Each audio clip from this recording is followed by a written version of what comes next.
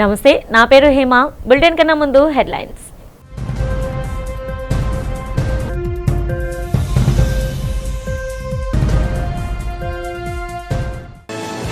అమరావతి సచివాలయంలో కలెక్టర్ల సమావేశంలో రెండవ రోజు పలు కీలక అంశాలపై చర్చించిన ముఖ్యమంత్రి చంద్రబాబు.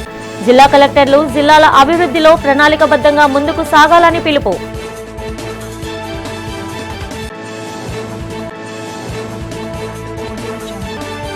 విశాఖ రైల్వే జోన్ ఏర్పాటు గజెట్ విడుదలపై హర్షం వ్యక్తం చేసిన విశాఖ ఎంపీ శ్రీ భరత్.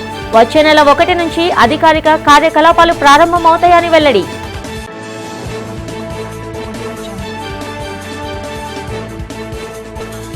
సింహాచలం శ్రీ వరహాలక్ష్మి నరసింహస్వామి వారిని కుటుంబ సమేతంగా దర్శించుకున్న ప్రభుత్వ విప్ ఘనబాబు. స్వామివారి ఆశీస్సులు ప్రజలందరికీ ఉండాలని ఆకాంక్ష.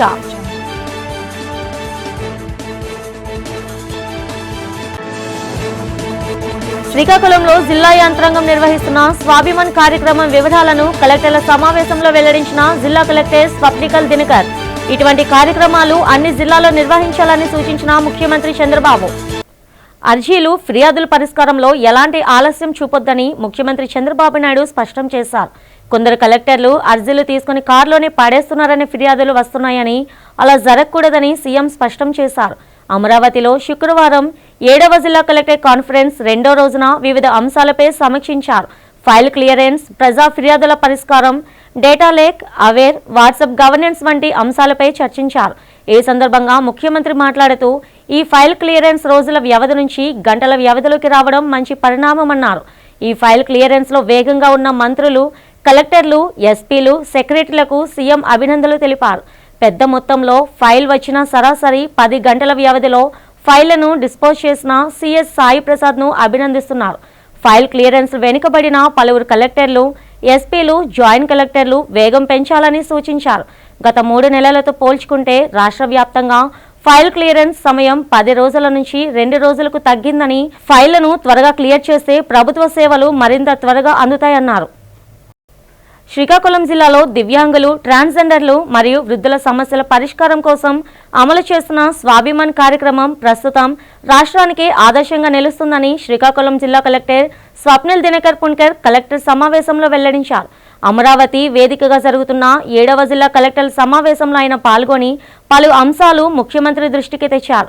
కేంద్ర మంత్రి కింజరాపు రామ్మోహన్ నాయుడు ప్రతిపాదనతో 2024 ఆగస్టులో ప్రారంభమైన ఈ వినూత్న కార్యక్రమంపై జిల్లా collector Swapnil Dinakar Punkar power point presentation ద్వారా కీలక వివరాలను వెల్లడించారు. ప్రతి నెల 3వ శుక్రవారం నిర్వహించే ఈ ప్రత్యేక వేదిక ద్వారా ఇప్పటి వరకు 19 సమావేశాల్లో 654 ఫిర్యాదులను స్వీకరించి వాటికి తక్షణ పరిష్కారం చూపినట్లు కలెక్టర్ తెలిపారు.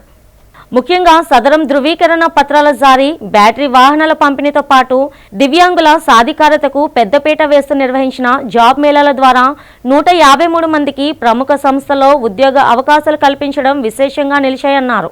అంతేకాకుండా బోయింగ్ సిఎస్ఆర్ సహకారంతో జిల్లాలోనే బెరా యంత్రాన్ని ఏర్పాటు చేయడం ద్వారా వైద్య సేవలు మరింత సులభతరం అయ్యాయని కలెక్టర్ తెలిపారు.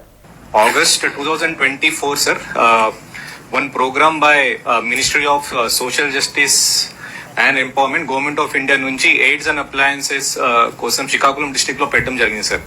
Honourable civil aviation minister as chief guest గా ఆ రోజు ఉన్నారు. ప్రోగ్రామ్ బాగానే జరిగింది సార్. బట్ కానీ ప్రోగ్రామ్ అయిన తర్వాత we got nearly 80 applications from the different label or the specially abled candidates sir. That itself took us nearly 1 and 1.5 hours to listen to the grievances. Ade disperse cheyadam or redress cheyadam ade vere addam, but kani we took lot of time to listen to them. వచ్చే నెల 1వ తేదీ నుంచి దక్షిణ కోస్తా railway zone అధికారిక కార్యకలాపాలు ప్రారంభించడం హర్షించదగ్గ విషయమని విశాఖ లోక్సభ సభ్యులు ఎం శ్రీ భరత్ అన్నారు. తన కార్యాలయంలో జరిగిన మీడియా సమావేశంలో ఆయన మాట్లాడుతూ జోన్ ఏర్పాటుతో రాష్ట్ర అభివృద్ధి మరింత ముందుకు వెళ్తుందన్నారు. 2024 ఎన్నికల ప్రచారంలో ప్రజలకు ఇచ్చిన హామీల్లో జోన్ సాధన కీలక అంశమని గుర్తు చేశారు. ఇచ్చిన హామీని తాము నిలబెట్టుకున్నామన్నారు. వాల్తే డివిజన్ను సక్సెస్ అయ్యామని తెలిపారు. గత 5 ఏళ్ల పాలలో వైసీపీ సర్కార్ రైల్వే జోన్ సాధనపై చిత్తశుద్ధి చూపించలేదని శ్రీ భరత్ విమర్శించారు. కేంద్రంలో ఎన్డీఏ అధికారంలోకి వచ్చిన నాటి నుండి రాష్ట్రంలో 1,00,00,000 కోట్ల రూపాయల విలువైన రైల్వే పనులు చేపట్టడం జరిగిందన్నారు. మీడియా సమావేశంలో బీజేపీ విశాఖ జిల్లా అధ్యక్షులు పరశురామరాజు, జనసేన నేతలు శివప్రసాద్ రెడ్డి, శ్రీనివాస్, రైల్వే యూనియన్ నేత చలసాని గాంధీ తదితరులు పాల్గొన్నారు. హిస్టరీ చెప్పారు మీకు. అంటే రాష్ట్ర విభజన అయిన తర్వాత ఈ రాష్ట్రానికంటూ ఒక రైల్వే జోన్ అవసరం ఏంటి, దానికి అప్పుడు ఉన్న ఎన్డీఏ ప్రభుత్వం పెట్టిన ప్రయత్నాలు, దాని తర్వాత 5 సంవత్సరాలు వైఎస్ఆర్సీపీ ప్రభుత్వంలో అసలు సీరియస్నెస్ లేకపోవడం వల్ల జోన్ మేము పెడతాము, మాకు ల్యాండ్ ఇవ్వండి అని కేంద్ర ప్రభుత్వం అడిగినా వీళ్ళు దాని మీద ఒక సీరియస్నెస్ లేకపోవడం వల్ల అసలు ఏమీ మూవ్ అవ్వలేదు. మళ్ళీ ఇప్పుడు ఎన్డీఏ ప్రభుత్వం వచ్చిన వెంటనే ఆ ల్యాండ్ మీద 2-3 సార్లు విజిట్ సర్వే జరిగి ఆ ల్యాండ్ ఇవ్వచ్చు అని వాళ్ళతో కన్ఫర్మేషన్ తీపించుకుని దాని తర్వాత డిజైన్సు, కన్స్ట్రక్షను అన్నీ ఇవాళ చాలా వేగంగా ప్రోగ్రెస్ అవుతుంది. మీరు కూడా అందరూ అది చూస్తున్నారు. దాని తర్వాత గెజెట్ నోటిఫికేషన్ ఎప్పుడు ఇష్యూ అవుతుందని ఎన్నో రోజుల నుంచి మీడియా మిత్రులు అడుగుతున్నారు. నేను అనేక సార్లు కేంద్రంలో అశ్విని వైష్ణవ్ గారిని కలిసినప్పుడు, కేంద్ర రైల్వే మంత్రి గారిని, ఆయన అన్నారు ఇది జోన్ విభజన అనేది చాలా టెక్నికల్ మ్యాటరు. ఎందుకంటే ఒక జోన్ ఎండ్ అయి ఇంకో జోన్ స్టార్ట్ అయినప్పుడు railway controls, safety features, communication, hand over process ఇదంతా చాలా జాగ్రత్తగా జరగకపోతే రేపు ఏ రైలు ప్రమాదం జరిగినా మళ్ళీ ప్రజలకి ఇబ్బంది కలుగుతుంది. కాబట్టి చాలా జాగ్రత్తగా టెక్నికల్గా వాళ్ళు వర్కౌట్ చేసుకుని స్టెప్ బై స్టెప్ చేసుకుంటూ వచ్చారు. మీరు చూశారు. రాష్ట్ర ప్రభుత్వం అమరావతి రాజధాని నిర్మాణం చట్టబద్ధంగా సాగించాలని పర్యావరణవేత్త, సీనియర్ రాజకీయ నాయకుడు బొల్లిశెట్టి సత్యనారాయణ డిమాండ్ చేశారు. నగరంలో జరిగిన మీడియా సమావేశంలో ఆయన మాట్లాడారు. చట్టబద్ధత లేకుండా నిర్మిస్తే వచ్చే ప్రభుత్వం అక్కడ నిర్మాణాలను కూల్చే అవకాశం ఉందని హెచ్చరించారు.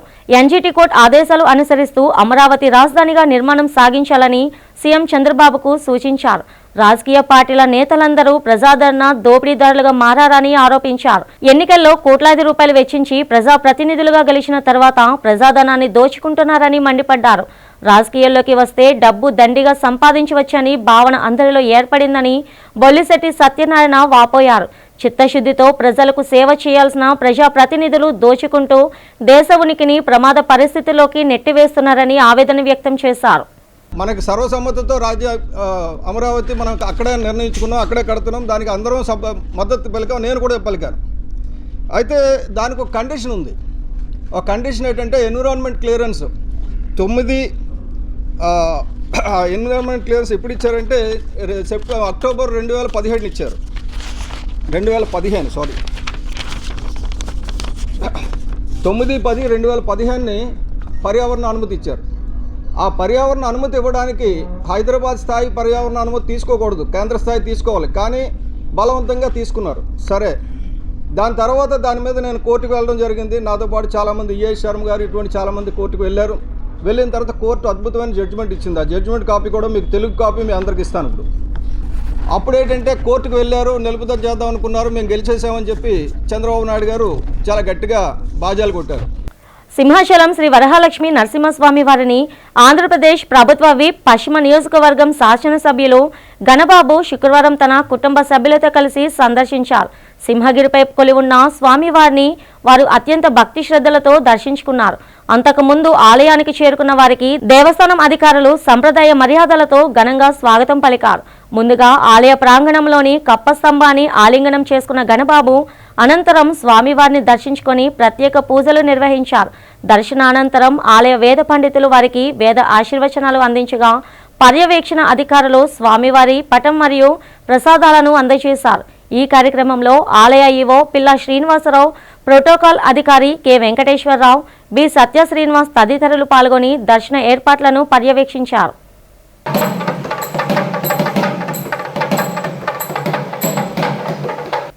కూటమి ప్రభుత్వ హయాంలో వేతన సవరణ కమిషనర్ను నియమించకపోవడం పట్ల ఉద్యోగుల్లో తీవ్ర అసంతృప్తి ఉందని ఏపీ ఎన్జీఓస్ అసోసియేషన్ రాష్ట్ర అధ్యక్షులు విద్యాసాగర్ తెలిపారు. గతంలో జగన్ సర్కార్ హయాంలో ఉద్యోగులు తీవ్ర ఇబ్బందులు ఎదుర్కొన్నారని చెప్పారు. కలెక్టరేట్ ప్రాంగణంలో పునర్నిర్మించిన ఏపీ ఎన్జీఓస్ విశాఖ జిల్లా అసోసియేషన్ కార్యాలయాన్ని ఆయన ప్రారంభించారు.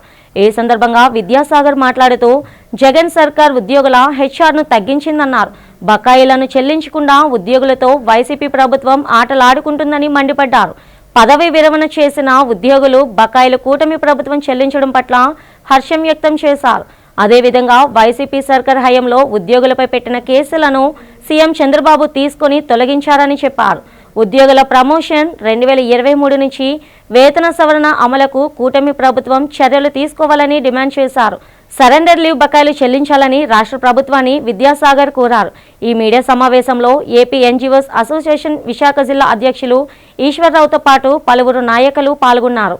బ్రిటిషర్స్ కాలంలో నిర్మించబడినటువంటి ఈ ఎన్జిఓ హోమ్ 1945లో ఈ హోమ్ నిర్మించడం జరిగింది. అయితే ఆ తర్వాత ఈ జిల్లా ఆఫీస్ని పునర్నిర్మించాలన్న ఉద్దేశంతో ఒక 3.5 లక్షల రూపాయలతో ఈ విశాఖ ఏపీ ఎన్జీఓస్ జిల్లా కార్యాలయాన్ని అదేవిధంగా సిటీ కార్యాలయాన్ని కూడా పునర్నిర్మించడం జరిగింది. మరి ఈ పునర్నిర్మితమైనటువంటి ఈ జిల్లా ఆఫీస్ని అదేవిధంగా నగరశాఖ కార్యాలయాన్ని కూడా మా రాష్ట్ర ఏపీ ఎన్జీఓ సంఘ అధ్యక్షులు అదేవిధంగా JAC chairman, all India schedule employees federation vice chairman అయినటువంటి ఏ విద్యాసాగర్ గారు అదేవిధంగా ప్రధాన కార్యదర్శి ఏపీ ఎన్జీఓ సంఘం ప్రధాన కార్యదర్శి అయినటువంటి డివి రమణ గారి చేతుల మీదుగా మరి దీని ప్రారంభోత్సవం ఈవేళ చేయడం జరిగింది. 2023లో ఇచ్చిన దాని మరి సంబంధించినంత వరకు పిఆర్సీ కమిషనర్ని అపాయింట్ చేయకపోవడం వల్ల మరి ఇప్పుడు వరకు పెరుగుతున్న ధరలు మేము ప్రభుత్వాలను అడుగుతున్నాం, ధరలు పెరగకుండా ఉంటున్నాయా? మీరు 2018లో ఏదైతే మాకు పిఆర్సీని అపాయింట్ చేసి 2018లో ఇచ్చారో 2018 నుంచి ఇప్పుడు 2026 వరకు ఈ 8 సంవత్సరాల్లో పెరిగిన ధరల స్థిరీకరణ ఎవరు చేస్తారు?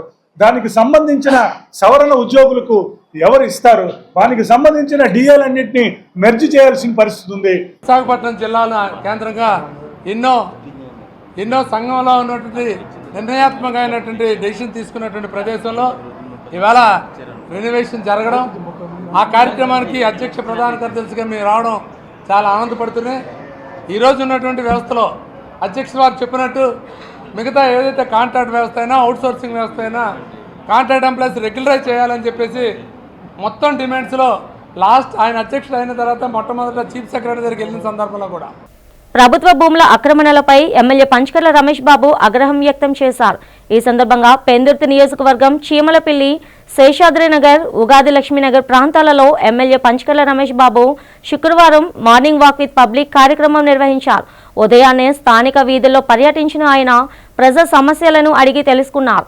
ఈ సందర్భంగా ఎమ్మెల్యే మాట్లాడుతూ విశాఖలో విలీనమైనప్పటికీ చీమలపల్లి వంటి ప్రాంతాలు ఇంకా అభివృద్ధికి దూరంగా ఉండటంపై ఆవేదన వ్యక్తం చేశారు.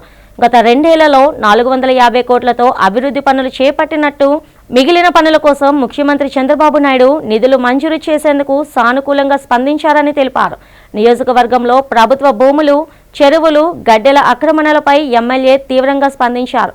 రాత్రికి రాత్రే వెలుస్తున్న అక్రమ నిర్మాణాలపై జిల్లా కలెక్టర్, పోలీస్ కమిషనర్, జీవీఎంసీ అధికారులతో కలిసి కఠిన చర్యలు తీసుకుంటామని స్పష్టం చేశారు. ఫిలిం మేకింగ్ పై షార్ట్ ఫిలిం కాంటెస్ట్ 2026 నిర్వహిస్తున్నామని hire IT solutions managing director CH Swarnalatha తెలిపారు. లయన్స్ క్యాన్సర్ ఆసుపత్రిలో జరిగిన మీడియా సమావేశంలో పోటీలకు సంబంధించిన లోగోను ఏయూ మాజీ రిజిస్టర్ ఆచార్య వెలగపూడి ఉమా మహేశ్వరరావు ఆవిష్కరించారు. ఈ సందర్భంగా స్వర్ణలత మాట్లాడుతూ తెలుగు సినిమా క్రియేటివ్ రంగంలో ప్రతిభ చూపాలనుకునే యువత కోసం ఈ పోటీలు నిర్వహిస్తున్నామని చెప్పారు.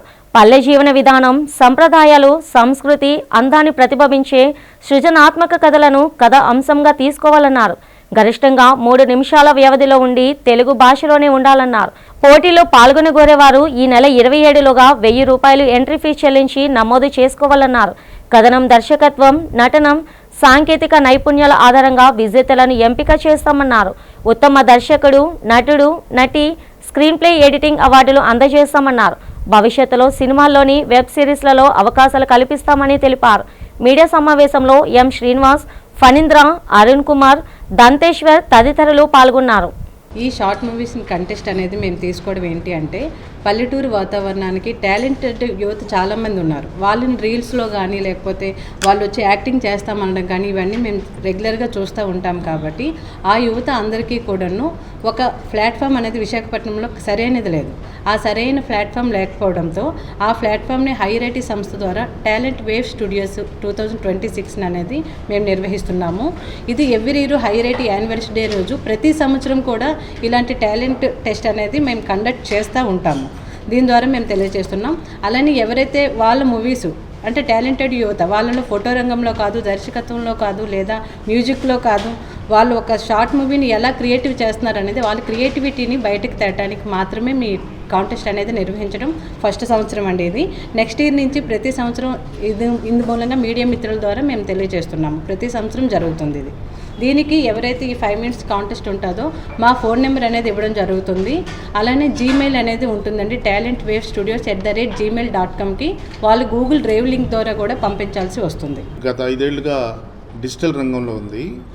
అయితే ప్రొడక్షన్ రంగంలోకి రావాలని దాన్ని త్వరలో హైరైటీ సంబంధించిన యానివర్సరీ రోజున అంటే జూన్ 1st వీక్లో ది ప్రొడక్షన్ హౌస్ని లాంచింగ్ చేస్తున్నాం. ప్రొడక్షన్ హౌస్ పేరు టాలెంట్ వేవ్ స్టూడియోస్. ముఖ్య ఉద్దేశం ఏంటంటే దీంట్లో చాలామంది టాలెంటెడ్ యూత్ ఫిల్మ్ మేకర్స్ పైకి రాలేకపోతున్నారు. వాళ్ళకి సరైన అవకాశం ప్లాట్ఫామ్ ఇవ్వాలనే ఉద్దేశంతో ఈ ప్రొడక్షన్ హౌస్ లాంచ్ చేయబోతున్నాం. దీంట్లో వాస్తవానికి దగ్గరగా ఉండేటువంటి కథలు, ఇప్పుడు రియలిస్టిక్ స్టోరీస్, అలాగే విలేజ్లో ఉండేటువంటి రిలేషన్స్, ఎమోషన్స్, వీటిపైన ఎక్కువ కథలు చేయాలనే ఉద్దేశంతో హైరైటీ ఈ పనికి అంటే ఈ ప్రొడక్షన్ హౌస్ లాంచ్ చేయడానికి పూనుకున్నారు. అయితే దానికి ముందుగా షార్ట్ ఫిల్మ్ కంటెస్ట్ ఒకటి నిర్వహించాలని, అది కూడా విలేజ్ సంబంధించినటువంటి ఎమోషన్స్కి అంటే పల్లె సంస్కృతి అనే థీమ్తో టాలెంట్ వేవ్ స్టూడియోస్ ద్వారా ఎంట్రీస్ కోరుతున్నాం.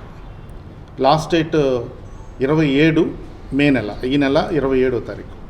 Nominal entry fee 1000 rupees. Entries VFX use చేయొచ్చు.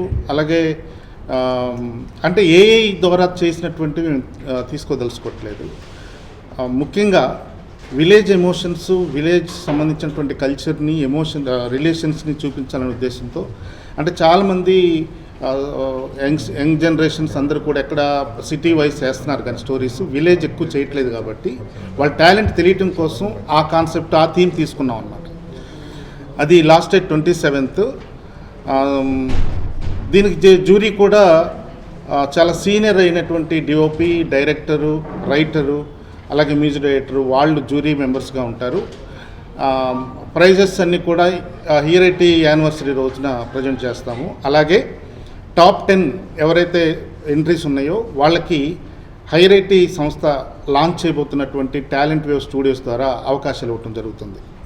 ఏదైతే హైరైటీ ఆర్గనైజేషన్ సంబంధించినటువంటి CEO కమ్ డైరెక్టర్ స్వర్ణలత గారు విశాఖపట్నంలో ఒక మంచి ఉద్దేశంతో ఒక చలనచిత్ర రంగానికి, ఒక షార్ట్ ఫిల్మ్ రంగానికి, ఒక ఎంతో టాలెంట్ ఉన్నటువంటి యువతని ఇండస్ట్రీకి పరిచయం చేయాలి అని చెప్పేసి ఒక మంచి ఉద్దేశంతో ఆవిడ ఈ రోజున ఒక కార్యం తలపెట్టడం అనేది చాలా ఆనందదాయకం.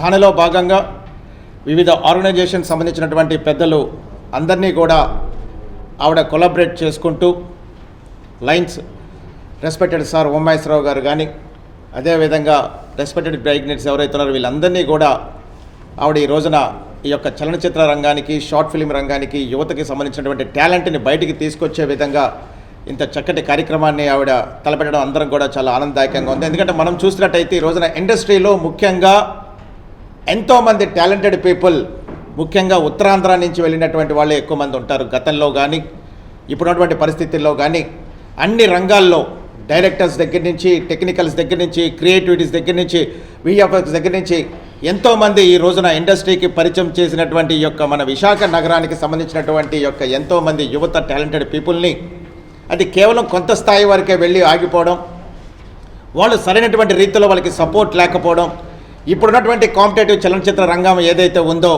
దానికి సరైనటువంటి ప్లాట్ఫారం లేకపోవడంతో వాళ్ళు అక్కడ ఎన్నో ఇబ్బందులు పడుతూ ఆ యొక్క మళ్ళీ తిరిగి విశాఖపట్నానికి రావడం అనేది మనం చూస్తున్నటువంటి పరిస్థితులు ఈ రోజున మనం ముఖ్యంగా విశాఖ నగరం, ఉత్తరాంధ్ర జిల్లాల్లో ఉన్నటువంటి టాలెంటెడ్ పీపుల్ ఉన్నారు. కాబట్టి ఈ రోజున ఒక చిన్న రీల్స్ దగ్గర నుంచి, కేవలం 1 minute 2 minute రీల్స్ దగ్గర నుంచి వాళ్ళు ఎంతో ఒక జిల్లా కలెక్టర్ ఆదేశాల మేరకు కార్మిక శాఖ అధికారులు చొరవ చూపి ముఠా కార్మికుల జీతాలు పెరిగేలా చొరవ చూపాలని విశాఖ జిల్లా ముఠా కార్మికుల సంఘ నేతలు డిమాండ్ చేశారు.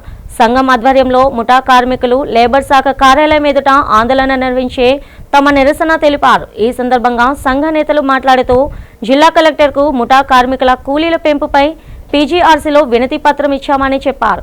కలెక్టర్ ఎంతో సానుకూలంగా స్పందించి ఖచ్చితంగా కూలీ రేట్లు పెంచాలని, దీనిపై చర్యలు తీసుకోవాలని కార్మిక శాఖ అధికారులను ఆదేశించారని చెప్పారు. అయితే లేబర్ అధికారుల నిర్లక్ష్యం ఫలితంగా నేటి వరకు కార్యరూపం దాల్చలేదని ఆవేదన వ్యక్తం చేశారు. కొంతమంది యాజమానులు కార్మికుల వేతనాలు పెంచేందుకు ముందుకు వస్తున్నప్పటికీ 3 యజమానులు అడ్డుపడుతున్నారని ఆవేదన వ్యక్తం చేశారు. ముఠా కార్మికుల వేతనాలు పెంచొద్దంటూ మిగిలిన యజమానులపై ఒత్తిడి తేవడం పట్ల తీవ్ర ఆగ్రహం వ్యక్తం చేశారు. తక్షణమే లేబర్ అధికారులు చొరవ చూపి కార్మికుల వేతనాలు పెరిగేలా చర్యలు తీసుకోవాలని డిమాండ్ చేశారు. గత నెల 10 రోజులు బట్టే యజమానుల దగ్గరికి తిరుగుతున్నాం. గ్రానైట్ మార్పులు, కూల్ రేట్లు పెంచండి అయ్యా, ధరలు విపరీతంగా పెరిగాయి, నిత్యావసర వస్తువులు విపరీతంగా ధరలు పెరిగాయి. ఈరోజు ఎక్కడైనా టీ తాగుదామన్నా, టిఫిన్ తిందామన్నా అత్యంత దుర్మార్గంగా ఈరోజు రేట్లు విపరీతంగా ఉన్నాయి. అవి అందరికీ తెలుసు. కాయగూరలు కానీ నిత్యావసర వస్తువులు కానీ విపరీతంగా పెరిగాయి కూడా. పప్పులు, ఉప్పులు కానివ్వండి, ధరలకు అనుకూలంగా ఈరోజు కూల్ రేట్లు పెంచాలని మొన్న సోమవారం నాడు జిల్లా కలెక్టర్ గారికి వినతి పత్రం ఇచ్చాం. కలెక్టర్ గారు చాలా సానుకూలంగా స్పందించారు. వెంటనే కూల్ రేట్లు పెంచాలి, లేకపోతే అవదు, యజమానులు పిలిచి మీటింగ్ వేయండి అని డీసీఎల్ గారికే స్పష్టంగా చెప్పారు. పిలిచి డీసీఎల్ గారు అలాగే ఆలకించి సమస్య పరిష్కారం చేస్తామన్నారు. ఈ రోజు కూడా సమస్య పరిష్కారం చేయలేదు కూడా. ప్రపంచ రెడ్ క్రాస్ దినోత్సవం మరియు ప్రపంచ తలసేమియా దినోత్సవం సందర్భంగా ఇండియన్ రెడ్ క్రాస్ సొసైటీ జిల్లా శాఖ ఆధ్వర్యంలో మెగా రక్తదాన శిబిరం ఘనంగా నిర్వహించారు. జడ్పీ కూడలి రెడ్ క్రాస్ భవనంలో ఏర్పాటు చేసిన ఈ కార్యక్రమానికి ముఖ్య అతిథిగా జాయింట్ కలెక్టర్ శ్రీమతి జి విద్యాధరి, జిల్లా రెవెన్యూ అధికారి శ్రీ ఎం విశ్వేశ్వర నాయుడుతో కలిసి పాల్గొని రెడ్ క్రాస్ జెండాను ఎగరవేసి సంస్థ వ్యవస్థాపకుడు సర్జిన్ హెన్రీ డునాంట్కు నివాళులర్పించారు. ఈ సందర్భంగా 50కి పైసార్లు రక్తదానం చేసిన 20 మంది ప్లాటినం దాతలను ఆమె ప్రత్యేకంగా సత్కరించారు. అనంతరం జాయింట్ కలెక్టర్ రెడ్ క్రాస్ ప్రాంగణంలో కొత్తగా ఏర్పాటు చేసిన డయాగ్నోస్టిక్ ల్యాబొరేటరీని ప్రారంభించారు. సామాన్యులకు తక్కువ ధరకే నాణ్యమైన వైద్య పరీక్షలు అందించడం అభినందనీయమని ఆమె పేర్కొన్నారు. తలసేమియా విభాగాన్ని సందర్శించి చికిత్స పొందుతున్న పిల్లలతో ముచ్చటించిన ఆమె బాధితులకు అండగా ఉండేందుకు యువత స్వచ్ఛందంగా రక్తదానం చేయాలని పిలుపునిచ్చారు. ఈ కార్యక్రమంలో రెడ్ క్రాస్ చైర్మన్ బాల సతీష్, కార్యదర్శి రవికుమార్, కమిటీ సభ్యులు పాల్గొన్నారు. Happy International Red Cross Society Day to all of you. Very inspirational. Cocker 100 times, 50 times. It's not a simple thing, Andy. So I'll share one small example. When I was preparing, there will be some parks and all. So stress ఉన్నప్పుడు we used to go to park just for a walk and all. So ఆ బయట red cross vehicle ఉండేది sample collect చేయడానికి. So randomly one day I went and I gave the blood donation. That was my first donation. So they gave a small keychain. Sharing with other people, like I saw that there was some hesitation in the public to give blood. I was so shocked. See, it is something which will not cost you anything and it will get replenished in how many days? 30 days maximum, and that took years. So I was so shocked to see such hesitation. And it was, I actually felt disheartened also, like why this kind of thought process is existing in the society, because thalassemia kids choose them. Because people like you are coming forward, voluntarily giving blood, many kids are having active lifestyle now. So otherwise it will be very difficult for them to afford money, to afford that blood and have a quality life. So I feel very happy. You all are extremely inspirational. So me age lo Kokkaragura, you are so active because I think you are giving lot to society. That's what keeping you all active. So you all are extremely inspirational, and I request the youth of the Vizag, please take these people as the good role models and come forward for blood donation.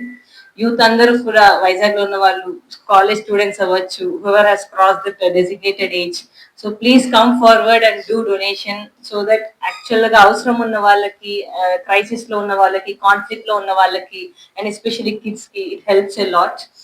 So happy to be with you all today. And coming to Red Cross, ఇంత red cross గురించి మనం ఎంత చెప్పుకున్నా తక్కువే అవుతుంది.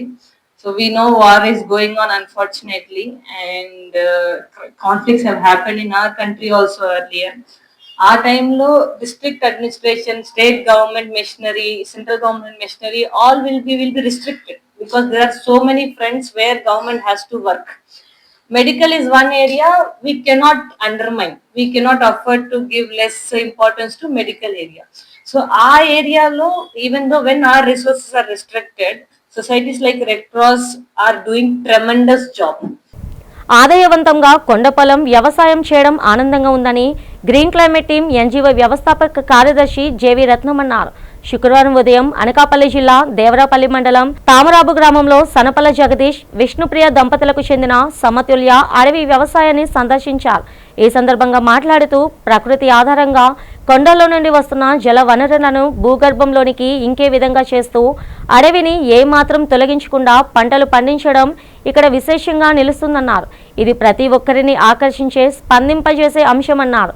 ఈ సందర్భంగా జగదీష్ మాట్లాడుతూ తన భార్య ఎన్విరాన్మెంటల్ సైన్స్ చదువుకున్నామన్నారు. ఒక సహజ సిద్ధమైన వాతావరణంలో జీవించాలి అనే ఆలోచనతో ఈ విధంగా అడవి వ్యవసాయం చేయడం జరుగుతుంది అన్నారు.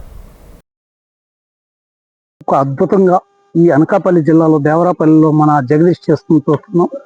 ఈరోజు ఇక్కడ ఉన్న అరటి, మామిడే కాకుండా చాలా రకాల ఆకుకూరలు, కాయగూరలు, పైనాపిల్, అలాగే చీపుళ్ళు ఇవన్నీ చూస్తే మనకి అదే మతిపోతుంది. అలాగే ఇక్కడ 100 ఏళ్ల నాటి బోన్సాయి మొక్కలు పెట్టుతున్నారు. అసలు ఇక్కడ ఈ వాతావరణం చూస్తే అసలు ఎంత గొప్పగా ఉంటుందంటే అడవి వ్యవసాయం అనే దానికైనా అద్భుతమైన వ్యవసాయంగా చెప్పొచ్చు. ఇలాంటి వ్యవసాయాన్ని ప్రతి ఒక్కరు ప్రమోట్ చేయాలి. ప్రతి ఒక్క రైతు కూడా ఇట్లాంటి వ్యవసాయం చేసే విధంగా చూస్తే మనము క్లైమేట్ చేంజ్ నుంచి తట్టుకొని బయటకు రాగలుగుతామని నేనైతే భావిస్తున్నాను. ఇక్కడ మన జగదీష్ గారు చేస్తున్న కొండ దగ్గర వ్యవసాయం, కొండ వ్యవసాయం, అడవి వ్యవసాయం క్షేత్రం చూసాం. చాలా ఎక్సలెంట్గా ఉంది. ఇక్కడ ఆల్మోస్ట్ 1.5 ఏకర్లో 85 రకాల అరటి, 70 రకాల మామిడి, వీటితోటి మిగతా అంతర పంటలు, చాలా రకాల అంతర పంటలతోటి చాలా బాగా కల్టివేట్ చేస్తున్నారు, వ్యవసాయం చేస్తున్నారు. జనరల్గా ఇది చూడాల్సిన ఇది. ఆయనకున్న యాడ్వర్స్ పొలం కండిషన్స్లో కొండవాళ్ళు ప్రాంతం లో కూడా ఎక్సలెంట్గా ఆర్గనైజ్డ్గా చేస్తున్నారు. మొక్కలు కూడా చాలా ఆరోగ్యంగా ఉన్నాయి. మనం వేరే దగ్గర చూసిన దానికంటే పళ్ళు కానీ మొక్కలు కానీ ఒక అరటిపండు టేస్ట్ చేసాం. చాలా బాగుంది. అమరావతిలో జరిగిన 7వ కలెక్టర్ల సమావేశంలో రాష్ట్ర ప్రభుత్వం మత్తు పదార్థాల నిర్మూలనపై కీలక నిర్ణయం తీసుకుంది. యువత భవిష్యత్తును కాపాడటమే లక్ష్యంగా గంజాయి, డ్రగ్స్ అక్రమ రవాణాపై టెక్నాలజీ ఆధారిత యుద్ధం ప్రకటించింది. అత్యాధునిక నిఘా వ్యవస్థలు మరియు డేటా విశ్లేషణ ఆయుధంగా మలుచుకొని అక్రమ కార్యకలాపాలకు పాల్పడే వారిపై కఠిన చర్యలు తీసుకోవాలని అధికారులను ఆదేశించింది. రాష్ట్రంలో సురక్షితమైన, ఆరోగ్యకరమైన వాతావరణాన్ని కల్పించేందుకు ప్రభుత్వం కట్టుబడి ఉందని, ఇందులో భాగంగానే సాంకేతికతను జోడించి నిఘా వర్గాలను మరింత పటిష్టం చేస్తున్నట్లు ఈ సమావేశంలో అధికారులు స్పష్టం చేశారు. ఈ సందర్భంగా ముఖ్యమంత్రి చంద్రబాబు పలు సూచనలు చేశారు.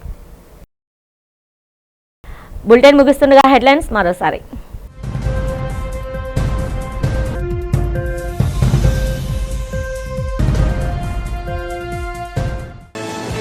అమరావతి సచివాలయంలో కలెక్టర్ల సమావేశంలో 2వ రోజు పలు కీలక అంశాలపై చర్చించిన ముఖ్యమంత్రి చంద్రబాబు.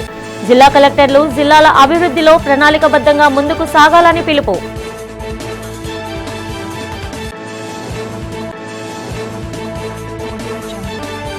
విశాఖ రైల్వే జోన్ ఏర్పాటు గజెట్ విడుదలపై హర్షం వ్యక్తం చేసిన విశాఖ ఎంపీ శ్రీ భరత్. వచ్చే నెల 1 నుంచి అధికారిక కార్యకలాపాలు ప్రారంభమవుతాయని వెల్లడి.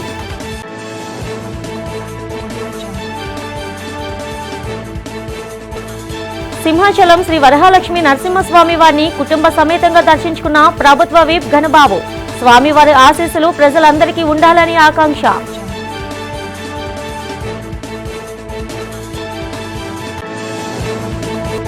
శ్రీకాకుళంలో జిల్లా యంత్రాంగం నిర్వహిస్తున్న స్వాభిమాన్ కార్యక్రమం వివరాలను కలెక్టర్ల సమావేశంలో వెల్లడించిన జిల్లా కలెక్టర్ స్వప్నికల్ దినకర్. ఇటువంటి కార్యక్రమాలు అన్ని జిల్లాల్లో నిర్వహించాలని సూచించిన ముఖ్యమంత్రి చంద్రబాబు. ఈనాటి బులెటిన్ ఇంతటితో సమాప్తం. తిరిగి రేపటి బులెటిన్లో కలుసుకుందాం. అంతవరకు సెలవు. నమస్తే.